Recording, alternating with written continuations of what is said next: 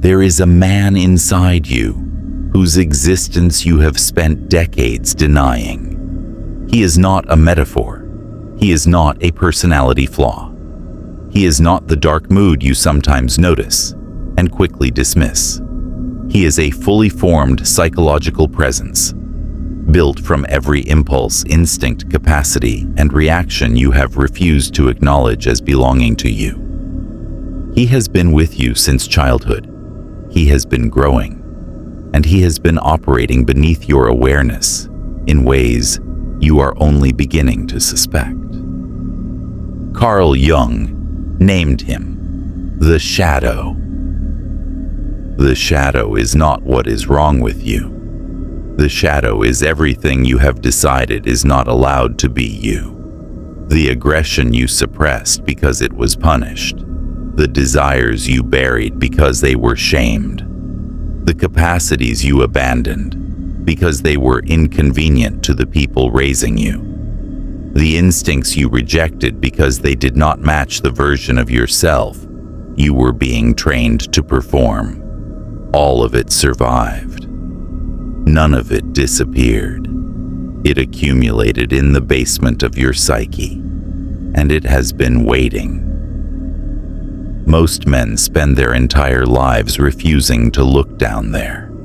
They sense the presence, the unexplained reactions, the disproportionate angers, the dreams that disturb them, the moments when something rises in them they cannot identify, and they immediately redirect attention. They distract, they rationalize, they construct elaborate narratives explaining why the rising thing is not really part of them. The narratives are wrong. The rising thing is exactly part of them. It is the part they have been excluding for decades. Examine each of the 7 truths below carefully. Each describes a specific dynamic operating in your shadow right now. Each will reveal what the refusal to face it has been costing you. Hidden truth. Number 1. Your shadow is everything you punished yourself for being. The shadow did not form randomly. It was built through a specific process. Every time you experienced disapproval, withdrawal, punishment, or shame for some aspect of yourself, that aspect was sent into the basement. The sending was not conscious. It was automatic. The child you were learned very quickly which traits produced love and which produced rejection. He kept the love-producing traits visible. He hid the rejection-producing traits from view. The hidden traits did not stop existing. They went underground, and they have been operating from underground for the entire span of your adult life. Jung mapped this process with surgical precision. He saw that every culture, family, and relationship demands a specific shape from the developing self, a shape that fits the social conditions the self is being raised within. The traits that fit become the persona, the public self. The traits that do not fit become the shadow. And the shadow contains, depending on the specific environment that shaped you, some combination of aggression, sexuality, ambition, anger, vulnerability, neediness, dependency, dominance, or specific instinctual capacities that the surrounding environment could not tolerate. Your shadow is not generic. It is specific to the conditions that shaped you. If you grew up in an environment that punished anger, your shadow contains your unexpressed anger and the disowned aggression that goes with it. If you grew up in an environment that punished neediness, your shadow contains the abandoned need for connection that you are still operating without. If you grew up in an environment that punished ambition, your shadow contains the suppressed drive that has been rotting beneath your visible adjustments to ordinary life. You know what your shadow contains. You have always known. You just have not been willing to claim it as yours. Hidden truth number 2. The traits you most strongly criticize in others are the traits living in your shadow. This is the rule that exposes the shadow most reliably. Examine the people you have most consistently judged across your adult life. The colleagues whose ambition you privately scorned. The friends whose vulnerability embarrassed you. The strangers whose self-promotion offended you. The acquaintances whose sexuality made you uncomfortable. Each of these judgments was data. Specifically, each of them was data about your own shadow. Jung observed that the traits a man cannot tolerate in others are almost always the traits he has refused to tolerate in himself. The intolerance is not random, it is structural. The shadow contains material the conscious self has rejected. And when the conscious self encounters that same material in someone else, it produces an immediate, disproportionate response. The response is not really about the other person. It is about the self the man cannot acknowledge. You have been collecting this data your entire adult life and dismissing it. The strong reactions felt like accurate moral judgment. They were not. They were diagnostic information about what your psyche has been excluding.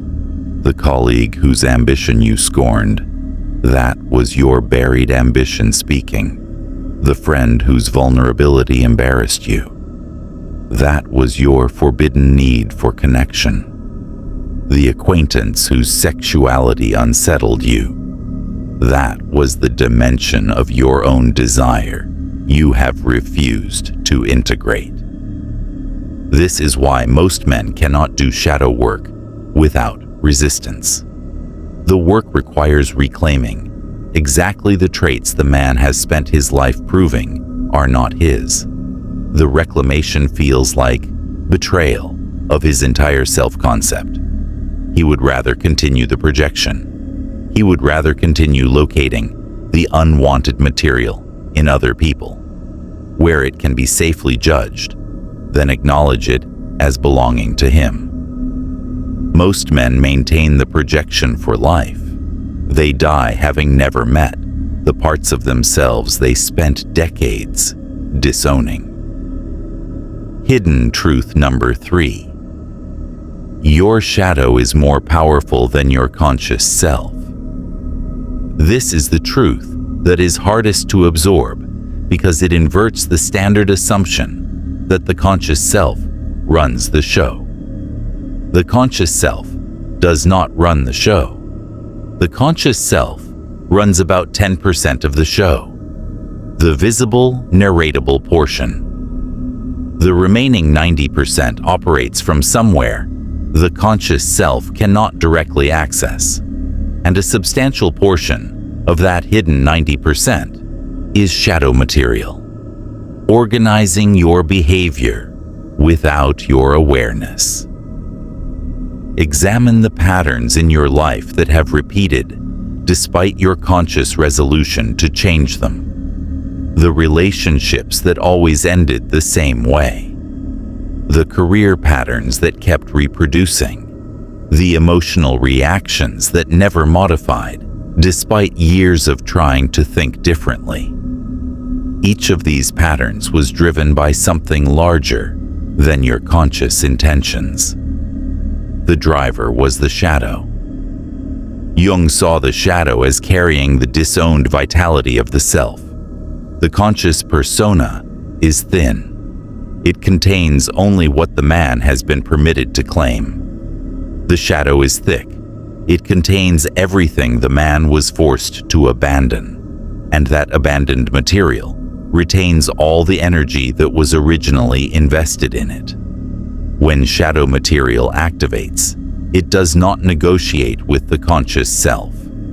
it overrides it. The man finds himself doing things he did not consciously plan to do, feeling things he did not consciously authorize, reacting in ways that contradict his stated values. He explains these moments away. He calls them lapses. He commits to doing better next time. The commitments do not change anything because the commitments are issued by the conscious self, the smaller, weaker self that does not have authority over the shadow. The shadow continues operating exactly as before. The patterns continue reproducing, and the man continues being baffled by his own behavior because he refuses to look at the actual driver underneath it. You have lived this confusion for decades. The driver has been visible the entire time. You have been refusing to see it. Hidden truth number 4. The shadow is where your unlived life waits. This is the truth that produces the deepest discomfort because it implicates everything you did not become. The shadow is not only the disowned aggression and forbidden desires, it is also the entire alternative life that was structurally available to you and that you, through accumulated avoidance, did not pursue. The relationships you did not enter, the work you did not do, the risks you did not take, the expressions you did not voice. All of it exists in the shadow, fully formed, watching the visible life you actually constructed. Jung wrote about this with specific intensity in his later work. He observed that the unlived life produces specific psychological symptoms: depression, restlessness, persistent dissatisfaction, the sense that something essential has been missing without being able to name it.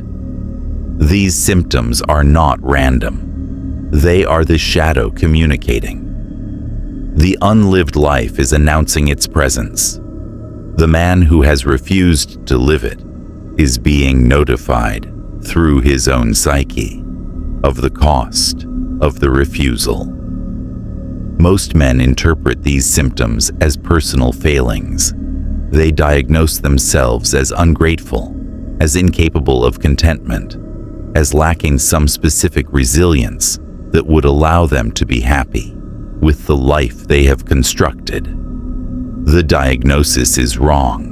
The symptoms are not failings.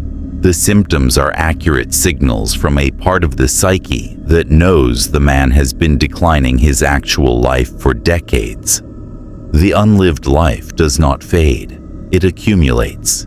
Every year of refusal compresses more of the alternative trajectories into the shadow. By middle adulthood, most men are carrying enormous shadow content, entire alternative selves that were structurally available and were continuously declined.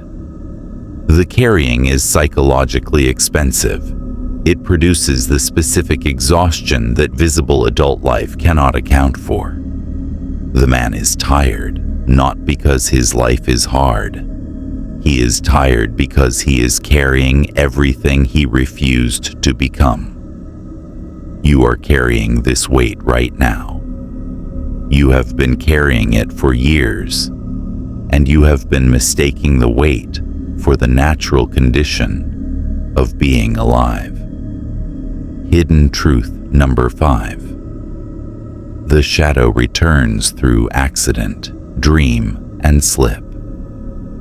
The shadow does not stay quiet. It cannot. The energy invested in shadow material does not dissipate through suppression. It accumulates, and the accumulated pressure forces eruption through whatever channels remain open to it. These channels are predictable. The shadow speaks through accidents that were not really accidents, through dreams that disturb the man without resolving themselves, through verbal slips that reveal what the conscious self was specifically trying to hide. You have observed this in your own life. The conversation where you said something you immediately wished to retract. The something was your shadow. The dream that woke you with specific anxiety you could not name. The anxiety was your shadow surfacing. The accident that disrupted your carefully managed routine in a way that felt almost intentional. The intention was your shadows, not your conscious selves. The shadow uses every available pathway to make itself known. Jung tracked these eruptions across thousands of patients. He found that the shadow's communications are remarkably consistent. They surface in moments when conscious control is lowered. Exhaustion, intoxication, illness, prolonged stress, the specific fatigue of maintaining the persona for too long without rest. In those moments, shadow material breaks through. The man experiences it as something happening to him, rather than as something coming from him. The experience is wrong. The material is his. It has always been his. Most men respond to these eruptions by tightening control, rather than examining what surfaced. They commit to drinking less, sleeping more, reducing stress, anything that reduces the conditions under which the shadow can break through. The reduction does not eliminate the shadow. It just reduces the channels through which the shadow can communicate. The pressure continues building. The eventual eruption, when it comes, is more severe than the smaller eruptions would have been if they had been allowed to occur. This is why men who have suppressed their shadows for decades often experience sudden midlife collapses that appear out of nowhere. The collapses do not appear out of nowhere. They appear from 40 years of accumulated pressure finally exceeding the suppression infrastructure. The shadow had been speaking the entire time. The man had been refusing to listen. Hidden truth number 6. Most men project their shadow onto their partner and call it a relationship. This is the truth that most damages romantic life across the male population. The shadow material a man cannot tolerate in himself has to go somewhere. Frequently, it ends up projected onto the woman closest to him. And the relationship that develops between them is not really between two people. It is between the man and his disowned material, as it appears reflected through her presence. Jung mapped this dynamic with particular focus on the contrasexual archetype, the anima, which carries enormous shadow content for most men. The unintegrated anima is projected outward, and the woman who happens to be present becomes the carrier of everything the man has not been able to claim within himself: his unacknowledged emotionality, his unprocessed dependency needs, his suppressed sensitivity, his abandoned capacity for vulnerability. All of it is located in her, where he can simultaneously need it and resent it. This is why so many male relationships oscillate between intense longing and intense resentment toward the same woman. The longing is for the disowned material she is carrying for him. The resentment is for being dependent on her to carry it. He cannot integrate the material himself. That would require shadow work he has not done. So he must keep her present to access it. But her presence reminds him of his own incompleteness. The reminder produces resentment. The resentment damages the relationship. The damage triggers fear of losing access. The fear produces renewed longing. The cycle continues. You have lived this cycle. You may be in it right now. The woman has been carrying material that belongs to you. She has been doing the emotional work that should have been your work. She has been holding the dimensions of being human that you outsourced to her decades ago and have never reclaimed. And the relationship has been organized around this distribution without either of you consciously recognizing it. The reclamation would require shadow work. The shadow work would require facing material you have spent your entire adult life avoiding. Most men do not perform the work. They continue projecting. The relationships continue suffering. The pattern continues until someone leaves, or both partners settle into the specific, exhausted accommodation that long-term unintegrated couples eventually reach. Hidden truth number 7. The shadow integration you refuse is the manhood you will never reach. This is the final truth, the destination of every previous mechanism, because the work of becoming a man, in any deep sense Jung would have recognized, requires the integration of shadow material into conscious life, not the suppression, not the projection, not the management, the integration, the specific psychological labor of taking the disowned material, examining it, acknowledging it as part of the self, and consciously incorporating its energy into the lived life.